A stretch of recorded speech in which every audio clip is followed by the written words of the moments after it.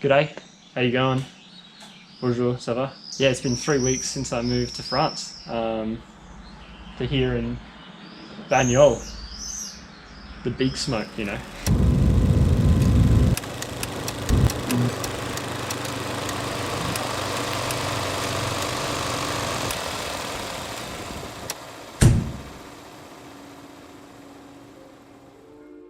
Bonsoir.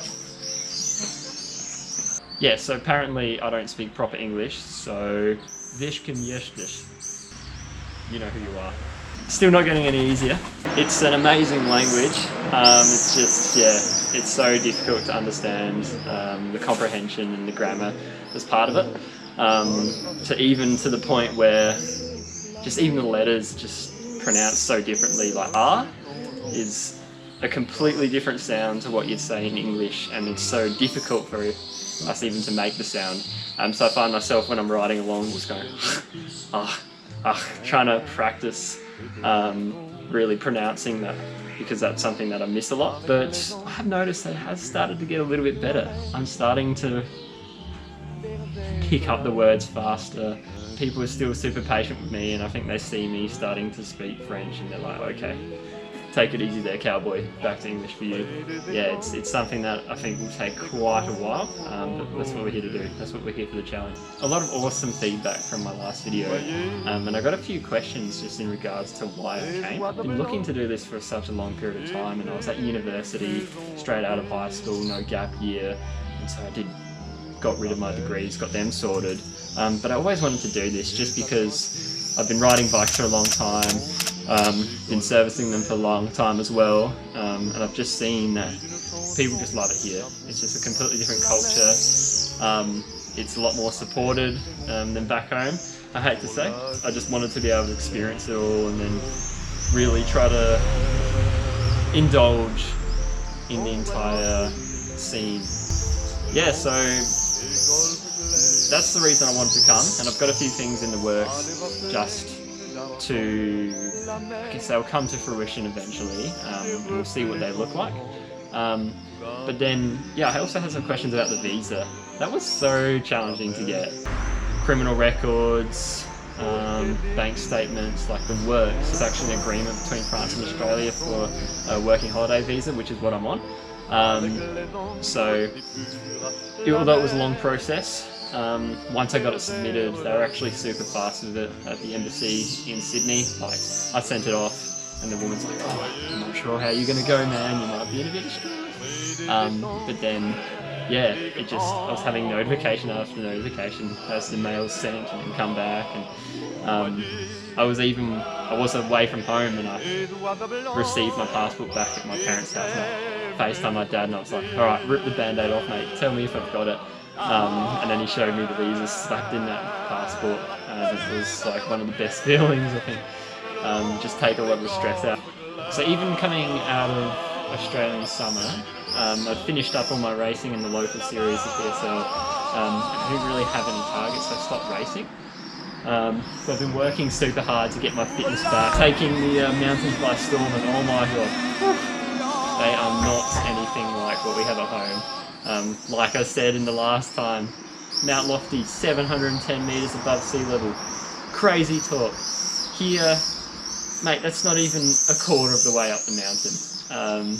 And so, yeah, the other day I did this massive ride. I went super deep from Banyol, did about 200k, almost 4,000 metres of climbing, and I got absolutely smashed. I got put on my hands and knees. France just smacked me around. Today we got a big one. To the mountains we go. Let's get it, Picasso. Oh, we ain't in Adelaide no more. Picasso. Little climb coming up. 2k to go, and it's only 26 kilometres. Not too bad. What? 5 Norton summits? Troops, we're on our hands and knees.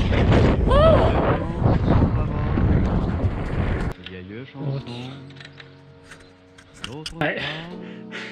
I just got put my hands and knees by France. So out of control, ladies and gentlemen.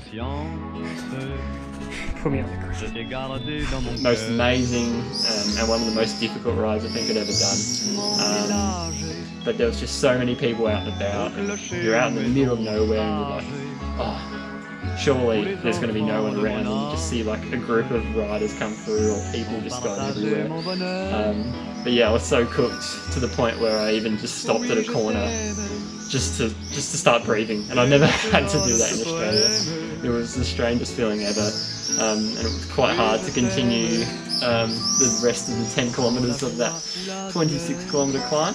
But it was so beautiful nonetheless. Like, I couldn't stop taking photos, I couldn't stop videoing. Just been so surprised by with how inclusive everyone is. Like, I'm yet to find someone that has been rude at all. Like, I was even invited to play with the local football club. No, I was asking if he wanted beers for tonight.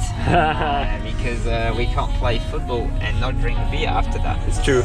So, but because I don't drink alcohol, I will get some Oasis.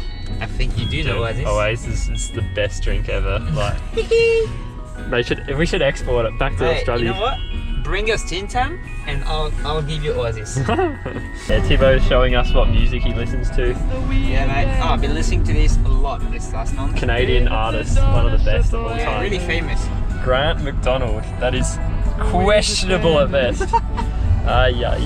We on a football game tonight, or soccer for the Aussies. And then, yeah, we're pretty keen on it.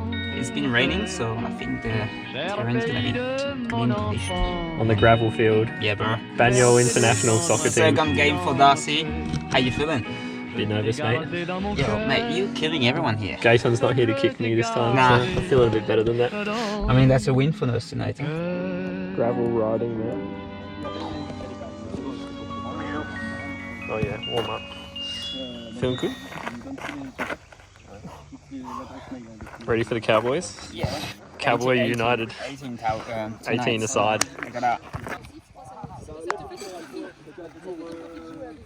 It was great. Unfortunately, we didn't win, but you know. I thought we did. Like, they started the game again halfway through after you scored like 1,000 goals. We lost like 10-7 or something. But you know, I'm pretty happy with what we did. Darcy was a shit show, but you know. It was ugly, mate. It was ugly. Mate, like, honestly, it was unbelievable. Stick to basketball, bro. In a bad way, yeah. And let me just say, I was actually completely destroyed after that match. I don't think I'm any sort of Ronaldo whatsoever.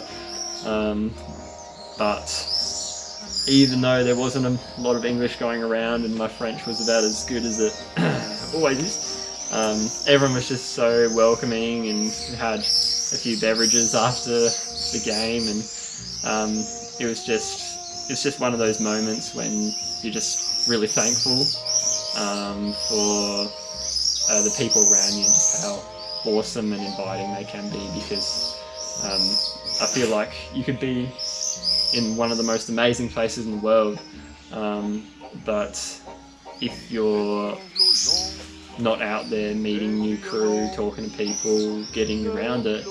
And I think one of the other things that just continues to blow my mind is the history and legacy which this country has. Growing up in Australia, you learn a lot about Australian history and then British history as well, but you never quite hear a huge amount about France, and it's always been this sort of unknown for me, something I've been super interested in. You can literally be in the middle of nowhere and there's just buildings and villages on the side of mountains, and even standing in Banyol, like, I did some research and the cathedral here was built originally in 1420, which is just, you can't even comprehend that. And the fact that the history is just everywhere, and the fact that they just show so much pride in where they've come from, it's just really special for me to see as just an outsider.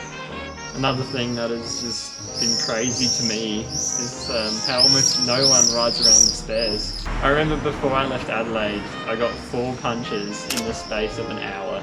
All different issues, all different problems. But here, it's like they don't know what a saddlebag is. They don't have any spares carried around. The roads are just that good. And there's just usually nothing on the roads. And it's just mind-boggling to me when I'm carrying like a small military's worth of supplies, and then the person next to me just has the bike and essentially race set up. It's just so unreal. So 3 weeks in, I think we're going to continue to work on the French every day, just because I just want to be able to understand what people are saying and feel like I can add to part of the conversation. And then, yeah, we're gonna keep enjoying it. We're gonna keep working on our little projects in the background. And yeah, we're into summer now. I don't know if you can see, I'm starting to get a tan, which I didn't think I'd ever have. Sorry, Mum. But still so grateful. And I'm keen to see where the next, even just few weeks takes me. It's going to be unreal.